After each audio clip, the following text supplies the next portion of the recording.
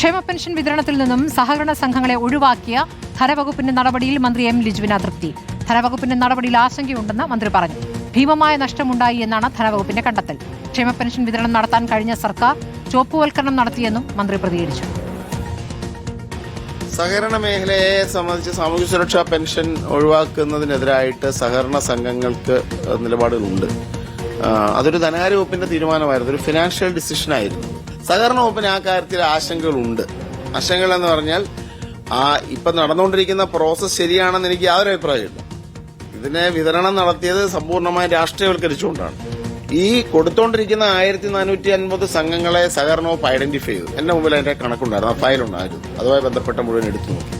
ഞാനതിനെ നോക്കി പരിശോധിച്ചു കഴിഞ്ഞപ്പോൾ സമ്പൂർണ്ണമായി രാഷ്ട്രീയവൽക്കരിച്ച് എലിജിബിളായ പല UDF അനുകൂല സംഘങ്ങളും ഉണ്ടായിട്ടും അവർക്കൊന്നും കൊടുക്കാതെ കൃത്യമായ ഒരു ചുവപ്പുവൽക്കരണം, ഒരു റെഡ് ബറ്റാലിയൻ സൃഷ്ടിക്കുന്നതിന് വേണ്ടിയുള്ള നടപടികളാണ് യഥാർത്ഥത്തിൽ ഗവൺമെന്റ് സ്വീകരിച്ചത്.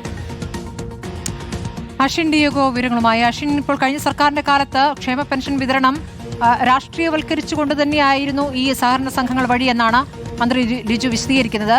പക്ഷെ അത് അപ്പാടെ ആ തീരുമാനം എടുത്തത് പൂർണ്ണമായും ഒഴിവാക്കിക്കൊണ്ടുള്ള തീരുമാനം അത് ധനവകുപ്പ് എടുത്താണ്. ആ രൂപത്തിലായിരുന്നില്ല അത് പരിഹരിക്കേണ്ടിയിരുന്നത് എന്നാണോ മന്ത്രി പറയുന്നത്?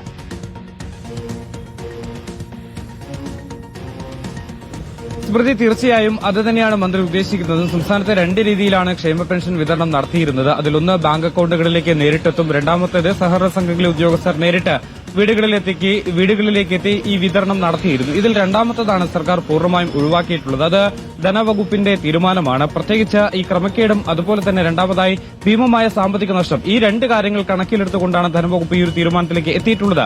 അത് സഹകരണ വകുപ്പുമായി ആലോചിച്ചിരുന്നില്ല എന്നുള്ള ആക്ഷേപം നേരത്തെ മുതൽ തന്നെയുണ്ട്.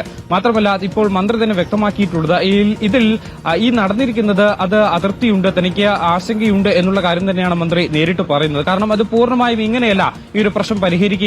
കാരണം ഈ കണക്കുകൾ താൻ വ്യക്തമായി തന്നെ എടുത്തിരുന്നു. സഹകരണ സംഘ ഉദ്യോഗസ്ഥർ അല്ലെങ്കിൽ സഹകരണ സംഘങ്ങൾ ഏതൊക്കെയാണ്, എവിടെയൊക്കെയാണ് വിതരണം നടത്തുന്നത്, അങ്ങനെ 1000-ൽ വരുന്ന സംഘങ്ങളുടെ ലിസ്റ്റ് താൻ കൃത്യമായി തന്നെ എടുത്തിരുന്നു. അത് പരിശോധിച്ചപ്പോൾ മനസ്സിലായത് അതൊരു രാഷ്ട്രീയവൽക്കരണം, ചുവപ്പുവൽക്കരണം ഈ ഒരു പെൻഷൻ വിതരണവുമായി നടപ്പിലാക്കിയിട്ടുണ്ട് എന്നുള്ള കാര്യം മന്ത്രി സമ്മതിക്കുന്നുണ്ട്. പക്ഷേ അത് ഇങ്ങനെയായിരുന്നില്ല പരിഹരിക്കേണ്ടത്. UDF അനുകൂല സംഘടനകളൊക്കെ തന്നെയുണ്ട്, അവരെ കൂടി ഉൾപ്പെടുത്തിക്കൊണ്ട് കൃത്യമായ ഒരു പരിശോധന നടത്തി വീഴ്ചയില്ലാത്ത രീതിയിലുള്ള ഒരു സംവിധാനമായിരുന്നു ഒരുക്കേണ്ടത്. പക്ഷേ അതിന് പകരം ധനവകുപ്പ് ചെയ്തിട്ടുള്ളത് അത് പൂർണ്ണമായി തന്നെ അവസാനിപ്പിക്കുകയാണ് ചെയ്തിട്ടുള്ളത്.